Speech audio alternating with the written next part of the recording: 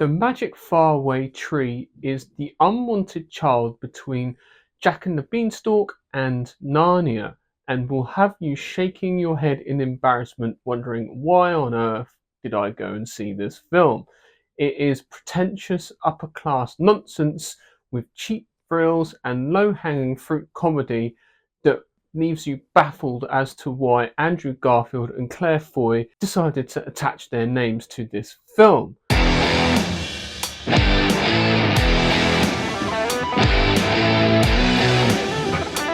Okay, let's get this over and done with so I can wipe this film completely from memory. So the film centres around a young family, the Thompson family. Tim, played by Andrew Garfield, and Polly, played by Claire Foy, are the parents of this young family and are suddenly uprooted from their fancy London apartment and have to now live in the countryside where Tim used to live in his hometown. Claire Foy's character, Polly, is basically working for a tech company on new fridges and is basically been fired and is the main breadwinner of the family, whilst Tim is a stay-at-home father looking after the kids and has dreams of becoming one of the most famous tomato producers and Italian sauce producers in the world. And it has been his lifelong dream to make this happen, and this presents themselves a new opportunity to start again and head down to the countryside and give their kids a much needed time away from the city and devices and all the trappings of youth of today, and reignite their imagination by returning to Tim's own town. And it's the story of them trying to survive in this new environment and now living in a shed in the middle of nowhere, and have to try and keep themselves occupied without any devices or without any electronics whatsoever, just their imagination to keep them going. And that's when they discover the Magic Faraway Tree. So, as you can imagine, I didn't particularly like this film. And again, it just makes you wonder why Andrew Garfield and Claire Foy actually attached their names to this film. They are so much better than this. And coming from really good film backgrounds, there's a well known saying in Hollywood: one for you, one for them. And the one for you basically means like a actor's passion project that he's very sort of invested in and really wants to do. The one for them is essentially a studio movie, and this was definitely a one for them. See, the thing is, with films like Narnia, at least with Narnia, they had rules with and themes that people could get behind.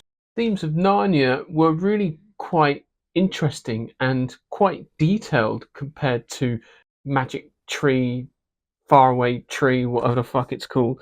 Like in Narnia, they'll have like themes of Christian allegory and theology, good versus evil, sacrifice versus redemption, temptation versus weakness, courage and growing up. The Magic Faraway Tree had none of it. And yes, at one hand, it's an allegory of like how the youth of today are very much addicted to devices, screens, and it's about reigniting the imagination and bringing them back to basic play. But it doesn't really work in this. When the kids are really annoying and you're not rooting for them in any way, shape, or form, it's just it just falls completely flat on its head and just does not work at all here. You want the kids to be likable. You want to root for them. You want them to have that spark, that feeling of like, oh, there's maybe more than meets the eye with this kid, and maybe it's I don't know, like it just didn't have any of that same feeling of like with Narnia and Jack and the Beanstalk and all the other sort of children's stories. So I don't know. I don't know. Maybe it's we're living in a different time, and kids today are very different to what they were when I was growing up. I don't know. Also, Narnia was tethered by the rules of the book and also the rules of the wardrobe, as it sort of tethered whoever entered the world of Narnia, the imagination of the child that went into Narnia. And so you could go in and out and you understood that world. Whereas with this, you have no idea what's going on. Like, how's the tree there? Don't know, just is. How are the people living in the tree? Don't know, they just are. There's no explanation as to why anything happens within this world. It just is. And it's really frustrating. It just, you want to have rules, and you want to know why everything's happening and why everything's supposed to have a reason why it's there. And with this, nothing. It just really irritated me. No explanation at all. And so with that, yeah, this film very much falls very low in my estimate and in my opinion.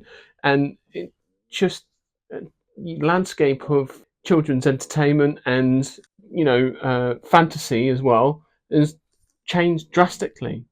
And kids are smart. Kids can, they're more intelligent than you think, and they can handle difficult and interesting themes and grown-up themes as well.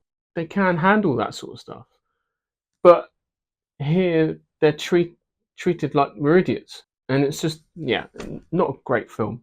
I must be honest. It's, yeah, not good at all. Thank you very much for watching. Please remember to like and subscribe to my channel, and I shall see you in the next video.